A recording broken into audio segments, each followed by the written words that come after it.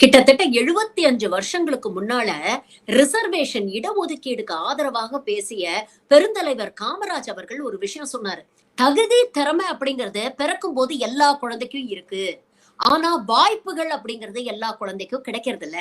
அதற்காகத்தான் இடஒதுக்கீட சொல்றோம். இடஒதுக்கீடு இருந்தாதான் ஏழை எளிய மக்கள், குறிப்பாக பட்டியலினத்தை சேர்ந்த ஓபிசி வகுப்பை சேர்ந்த அந்த மக்களும் படிச்சு முன்னேற முடியும். அவங்களும் வாழ்க்கையில அடுத்த நிலைமைக்கு வர முடியும் அப்படிங்கிற விஷயத்த சொன்னாரு. இன்னைக்கு அதே கருத்தை காங்கிரஸ் தலைவரும் மக்களவை எதிர்க்கட்சி தலைவருமான ராகுல் காந்தி பிரதிபலிச்சிருக்கிறாரு. மெரிட் அப்படிங்கிறது இந்த ஆதிக்க சமூகம் ஏற்படுத்திய ஒரு மாயை. தகுதி திறமை அப்படிங்கிறது எல்லா குழந்தைங்களுக்கும் இருக்கு. ஆனா இந்தியாவில் இருக்கக்கூடிய எஜுகேஷன் சிஸ்டம் இன்னைக்கு அவங்களுக்கு ஈக்குவல் ஆப்பர்ச்சுனிட்டிஸ் கொடுக்குதுன்னா இல்ல அப்படின்னு தான் சொல்லணும். அதனாலதான் தொடர்ந்து எஸ்சி எஸ்டி ஓபிசிக்கான ரிசர்வேஷனுக்கு ஆதரவா நாம பேசிட்டு இருக்கோம் அப்படின்னு சொல்லியிருக்கிறாரு.